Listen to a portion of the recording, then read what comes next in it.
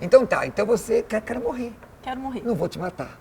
Ok. Eu não vou te matar. Tudo bem. Eu não vou te matar, doutora. O senhor não precisa me matar. Não vou. Mas o senhor não precisa me matar, mas o senhor pode criar condições Não vou fazer culturais. isso. Eu não sou cúmplice. Se eu ver você com um medicamento na mão, eu vou tomar, Então doutora. o senhor não aceita a minha autonomia. Olá, eu sou Luciana Dadalto, advogada.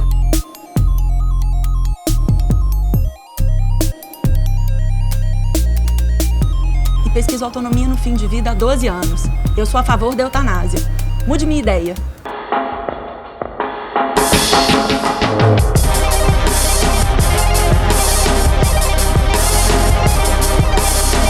Luciana, tudo bem? Bom. Tudo bom? Tudo bem, querida? Então, deixa eu te contar.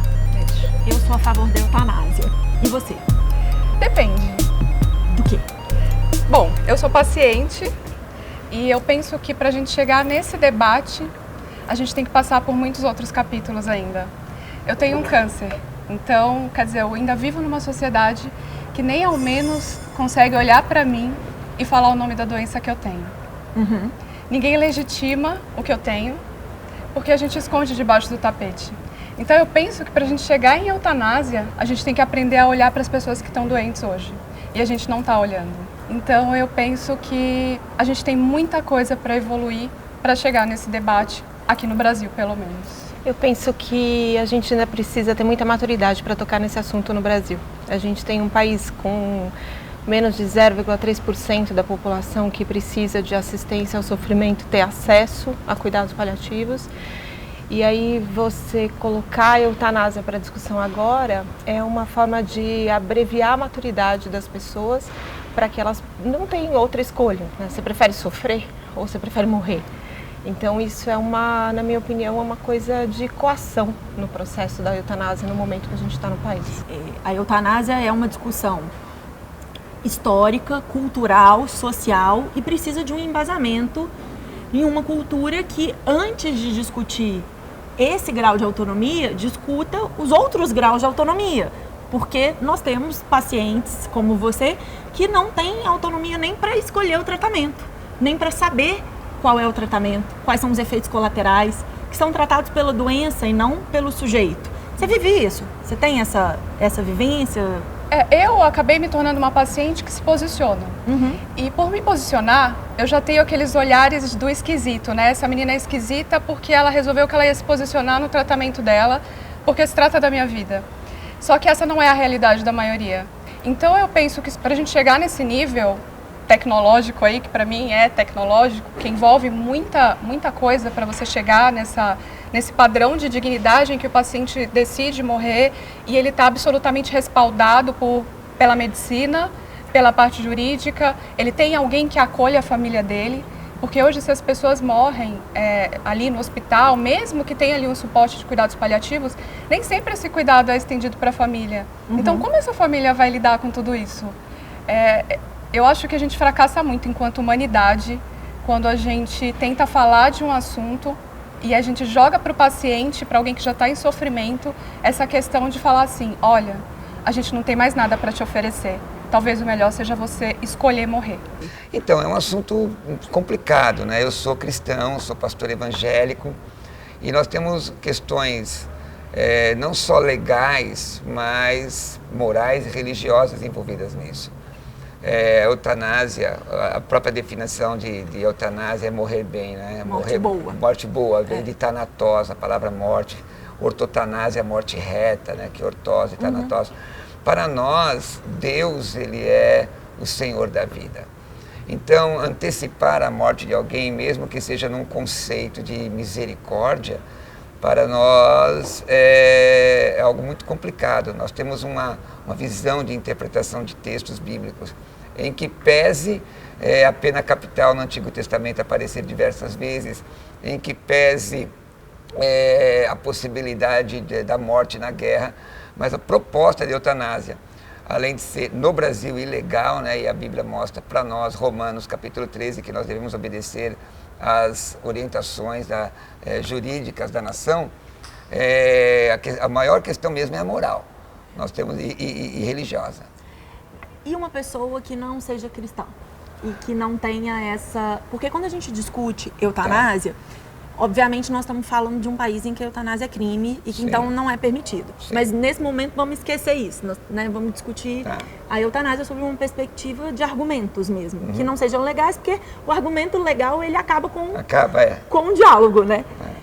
Vamos pensar do ponto de vista de autonomia, né? De direito individual, de um direito de uma pessoa sobre a sua própria vida. Eu compreendo o que o senhor falou, que na sua perspectiva a vida não pertence à pessoa. Sim, é isso? Sim, Compreendi correto? Justamente.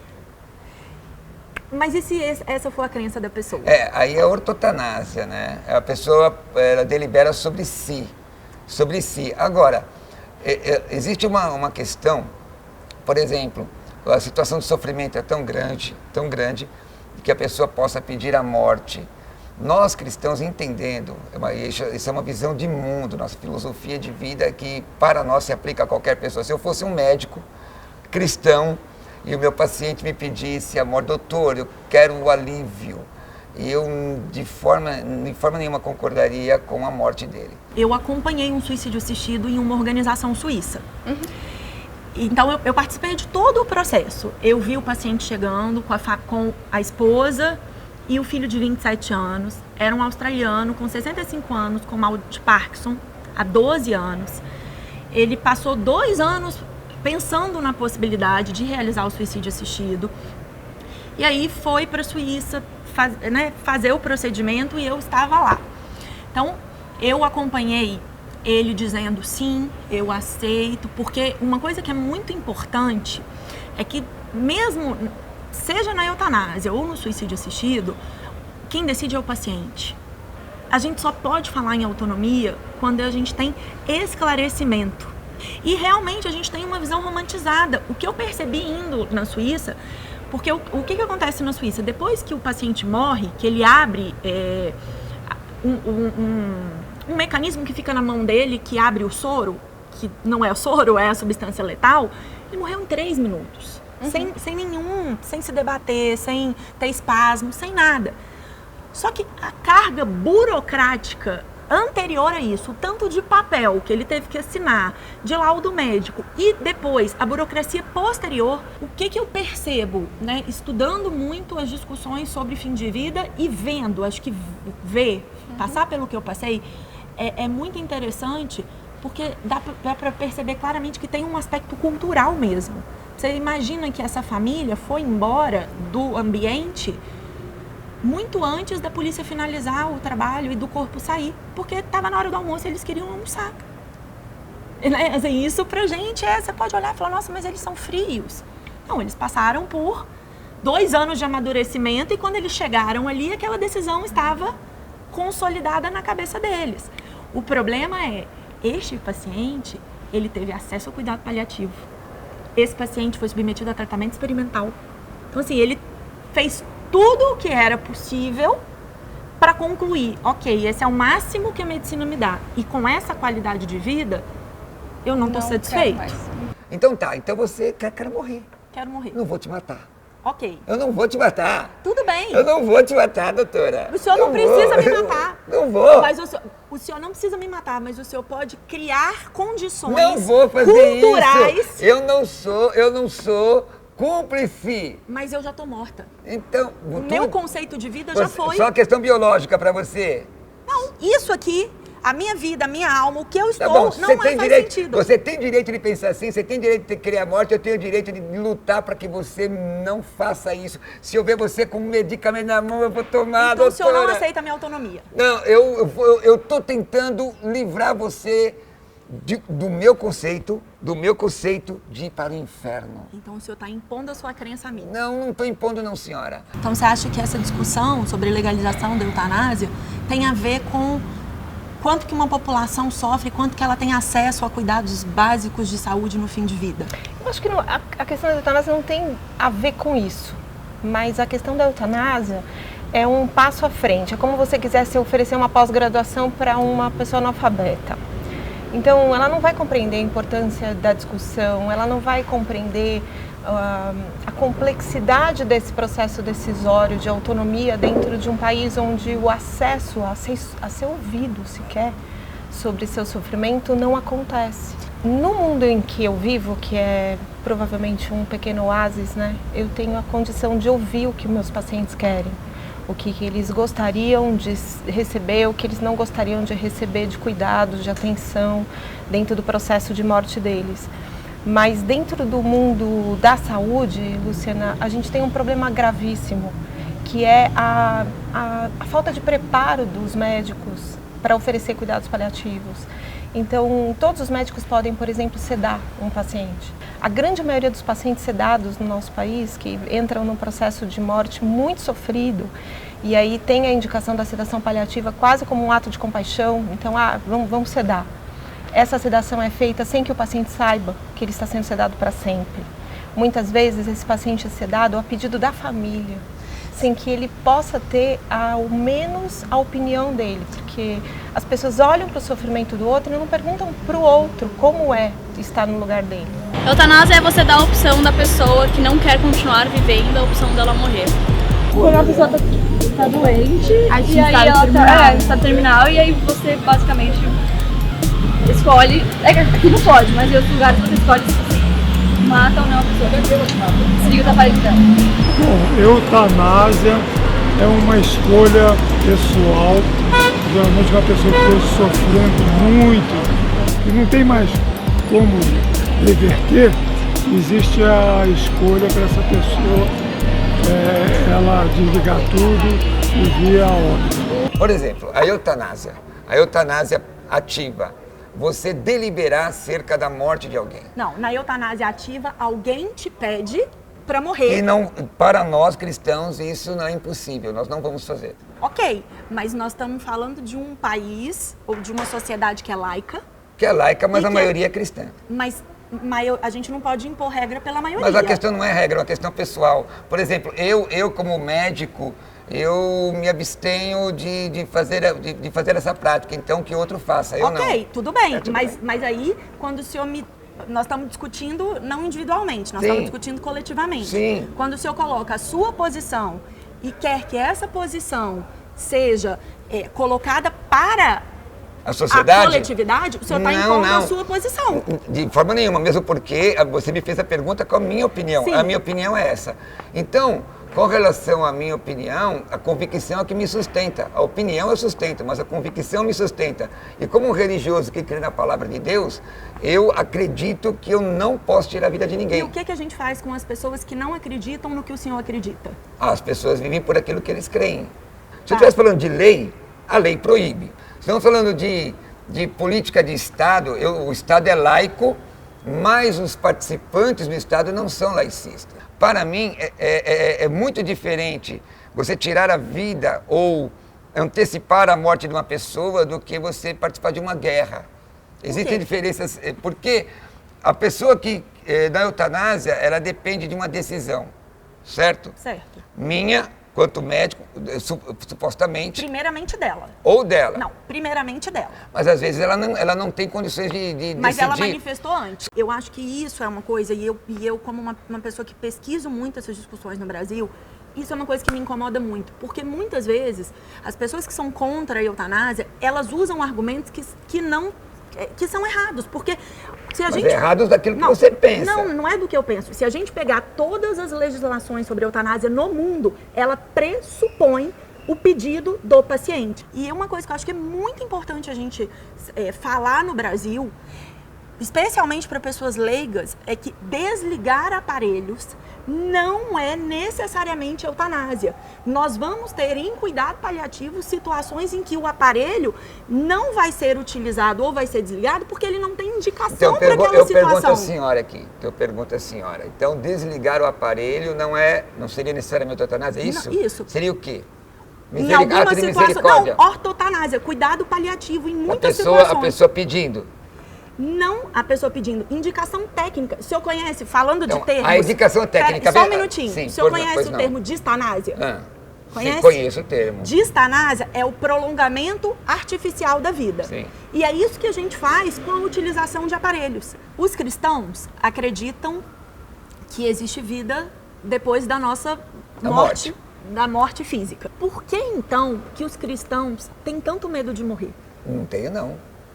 O senhor não, mas em geral as pessoas, por que todo mundo quer que faz tudo, enfia todos os tubos? Você sabe que é uma coisa, isso é uma coisa interessante. Eu vou dizer o que eu sou a favor para mim. Se o médico dissesse exatamente isso, vou te deixar em cima da cama, você não tem jeito. Vou te deixar em cima da cama. Não queria ser queria ser mantido. Porém, eu não ia antecipar esta morte. Deixa eu só explicar. Por que eu penso assim? Porque eu creio em milagre. Eu já vi. Eu creio. Como também creio na vida após a morte. Mas a gente tem um discurso que é muito comum nos hospitais, especialmente de famílias cristãs, que é assim, doutor, leva para UTI, passa o tubo, porque eu acredito em milagre. A gente não precisa se preparar para o milagre. Eu falo, se a pessoa acredita em Deus, eu falo assim, olha, que eu saiba, Deus dá plantão em qualquer lugar. Ele não dá plantão só na UTI, ele não precisa de aparelhos de última geração para fazer milagre. Ele pode fazer milagre em casa, sem precisar do tratamento da infecção. Se for para ter milagre, o milagre já é a pessoa estar sem dor, a pessoa sorrir, a pessoa conseguir acompanhar com os olhos. Então, se preparar para o milagre não é necessário. Então, até que o milagre aconteça, o que eu posso fazer pelo seu pai, pelo seu avô, para que ele possa ter o menor sofrimento possível? É a história dele. Como que a gente vai cuidar desse processo sem que a gente tenha que interferir de uma maneira tão grave a fim de falar assim, eu não aguento ver esse sofrimento, então eu mato o doente, porque eu não aguento ver. Então, muitas das pessoas que preconizam essa questão da morte assistida, da eutanásia, são pessoas que são incapazes de olhar para além do sofrimento. O Estado é laico, acho que cada um tem a sua escolha. Dependendo da religião, você tem visões diferentes sobre o que é vida, o que é morte, o que é o pós-morte também. Então, independente do que você faz, e você não tem religião também, o ser humano é o ser humano, cada um tem o direito da sua própria decisão, da sua vida. A religião influi em tudo nessa terra. Infelizmente. A religião governa o mundo desde antes de Cristo. Acho que no fim das contas, religião é para quem escolhe. Essa é a ideia, a opção é para quem escolhe. Eu quero ter a opção de não ser cristão. Foda-se o inferno, o céu, seja o que for, tá ligado?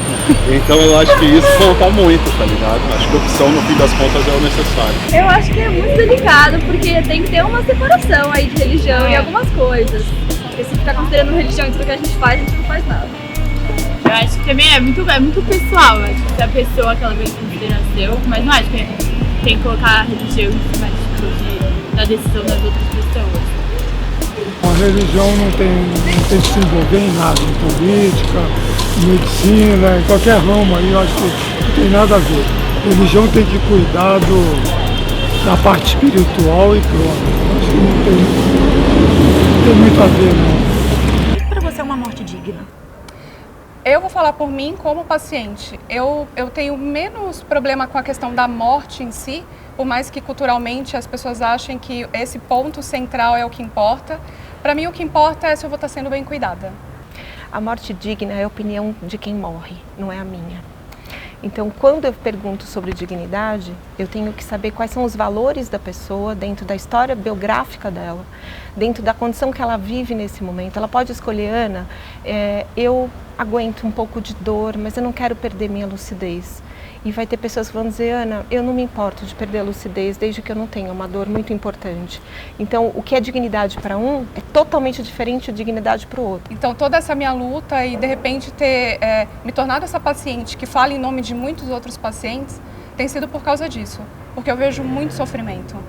E até por curiosidade, quando eu soube, né, que a gente poderia ter esse papo sobre eutanásia, eu consultei algum grupo de paciente para ver o que eles diriam. E porque eu sempre falo em nome de um monte de gente que está vivendo o mesmo sofrimento que o meu.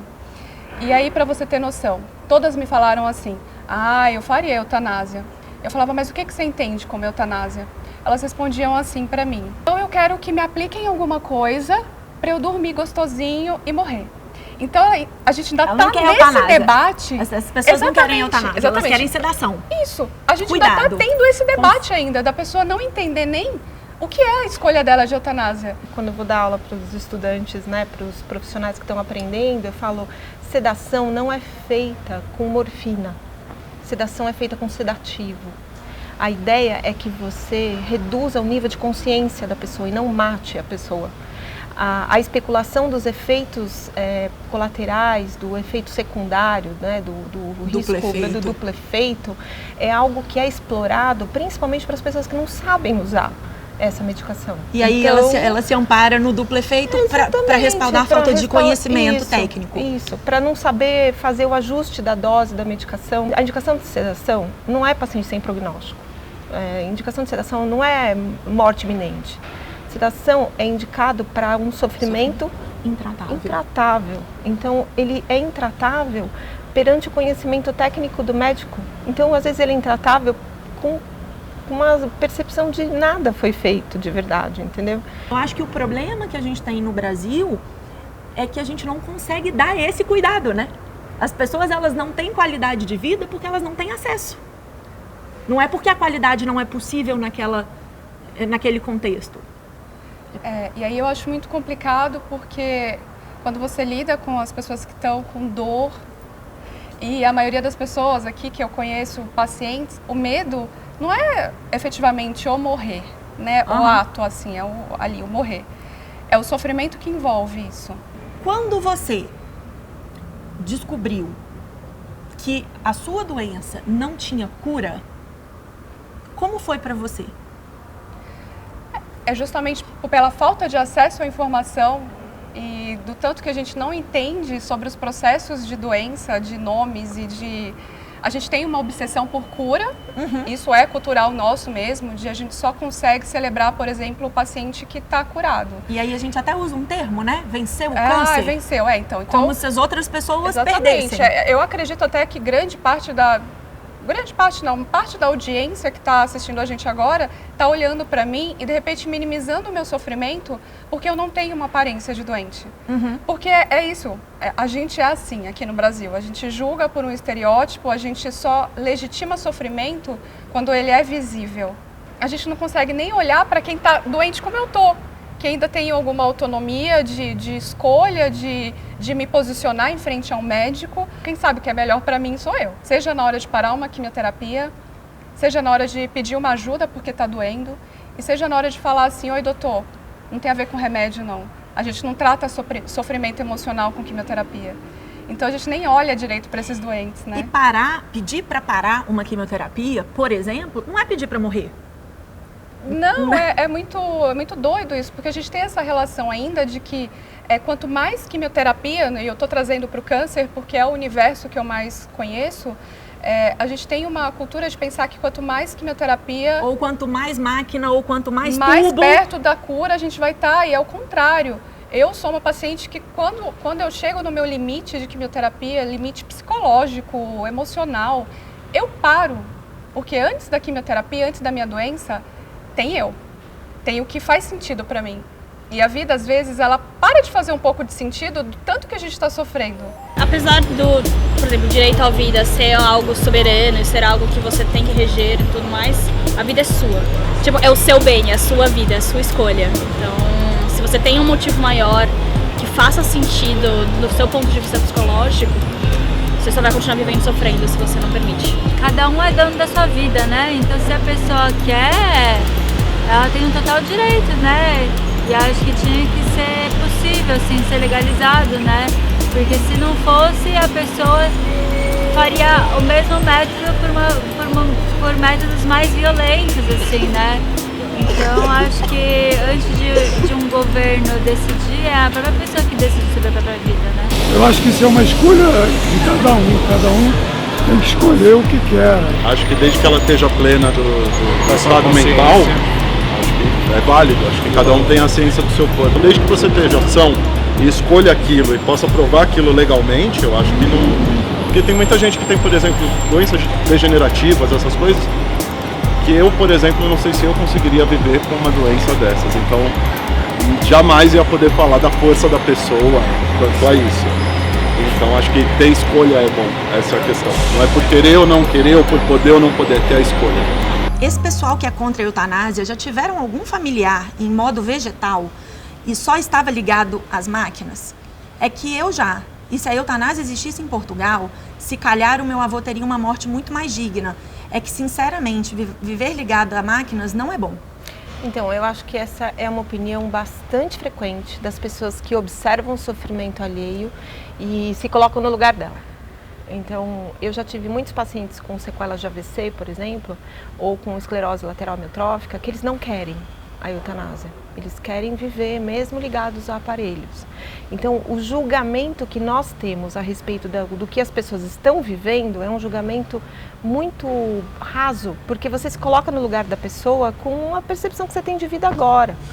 E a pessoa no lugar, quando ela está no lugar, que ela vive aquela condição, que eu tive a oportunidade, porque pelo tempo que eu tenho de geriatria, eu já tive chances de fazer diagnóstico e acompanhar até o último dia de vida. Então, dentro desse período, antes do diagnóstico, no tempo de acompanhamento clínico linear, ai, Ana, Deus me livre, eu nunca quero passar por isso. Mas aí a hora que acontece, eu falo assim, vou validar. A pessoa muda de ideia. Você tem alguma proporcionalidade que você quer que eu respeite em relação a isso? Se você tiver uma infecção, dentro dessa questão da insuficiência respiratória. Se tiver uma infecção, a gente vai tratar ou não vai tratar? Mas aqui, essa pessoa está falando de um estado que é muito específico, né? E é mais raro, que é o estado vegetativo, em que a gente não consegue acessar. Não. E, infelizmente, a gente não tem uma prática no Brasil de que as pessoas deixem escrito como é que elas gostariam, porque a gente não pensa que a gente pode sofrer um acidente de carro e ficar em estado vegetativo. Então, aqui, realmente, ela viu o avô em estado vegetativo e supôs. Então, essa coisa da suposição é que é infantil. Porque assim, infantil é pouco. Se a gente perguntar para as crianças, elas decidem mais facilmente. Mas eu acho que é imaturo você achar que a pessoa é horror. É um horror? É um horror. Mas você não está ali. Então, a você cabe cuidar. A você cabe zelar para...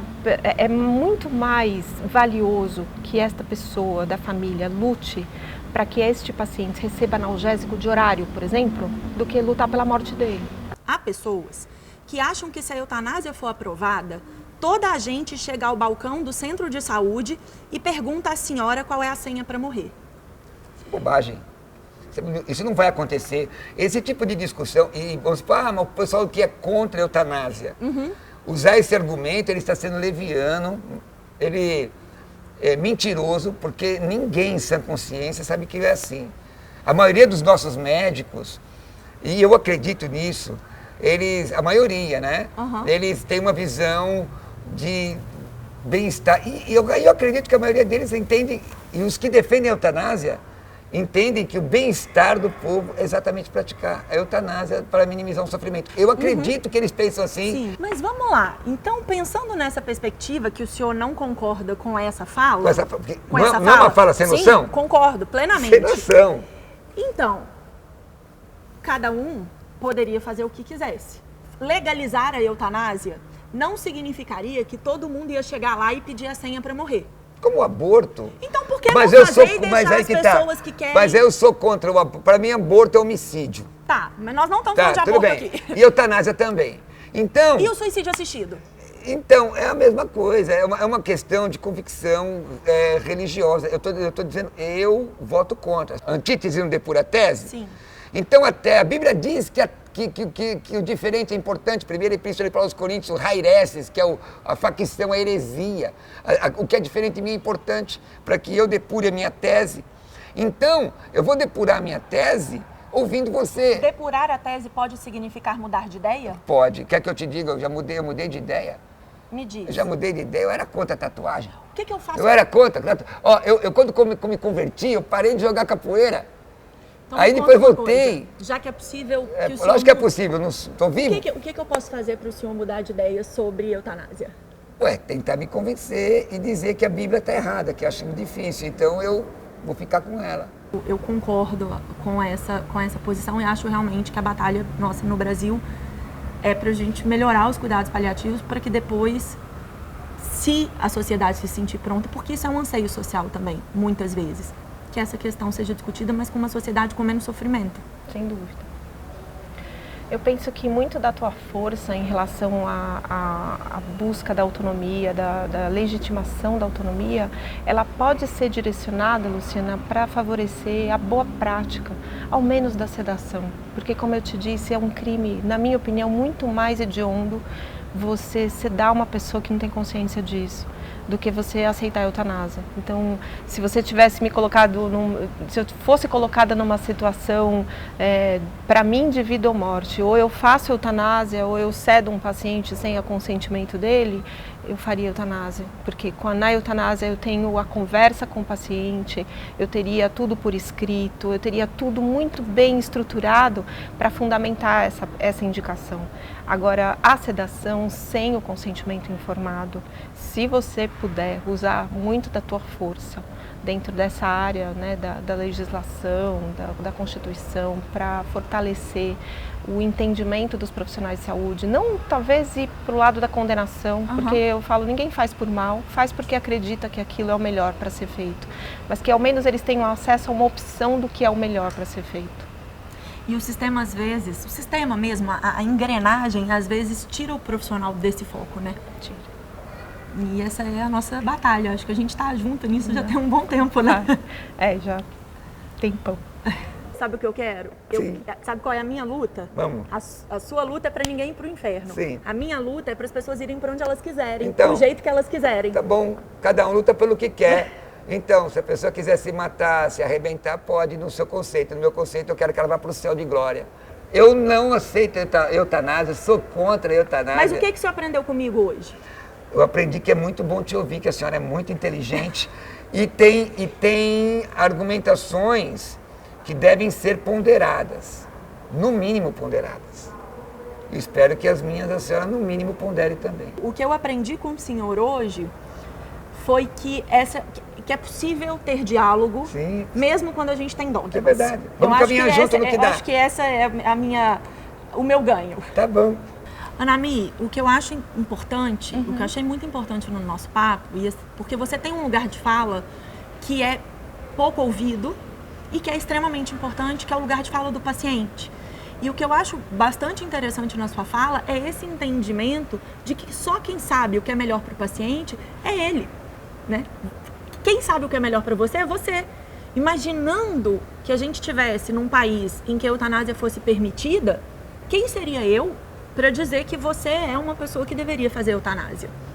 E eu acho que é isso também que as pessoas confundem quando a gente discute questões que envolvem autonomia.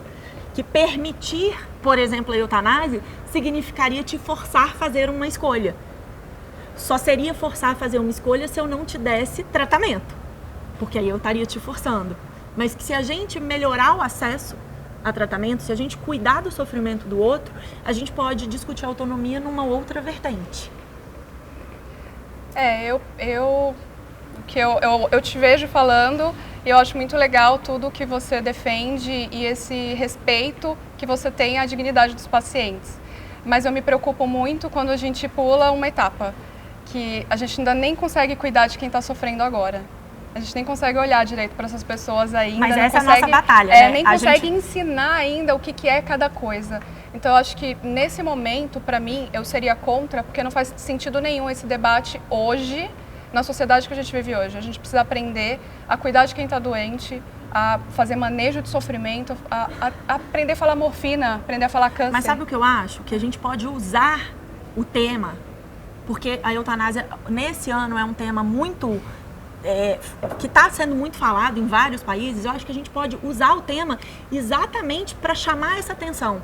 Eu também não acho que é o momento de discutir legalização de eutanásia no Brasil, mas eu acho que a gente precisa conversar sobre eutanásia para dizer, nós não queremos eutanásia enquanto política pública. A gente não quer eutanásia para minimizar sofrimento. Para minimizar sofrimento, a gente quer cuidado paliativo universal. Depois a gente conversa sobre eutanásia. Mas talvez esse mote, porque está um mote, né, com Portugal discutindo, com a Espanha discutindo, possa nos ajudar a olhar para o nosso país e para a forma como a gente tem cuidado mal pra caramba dos nossos pacientes. Cuidado mal pra caramba. E a gente vê isso todo dia e só empurra para debaixo do tapete. Obrigada. Obrigada a você. Bom, obrigada. Obrigado, eu que agradeço. Obrigada.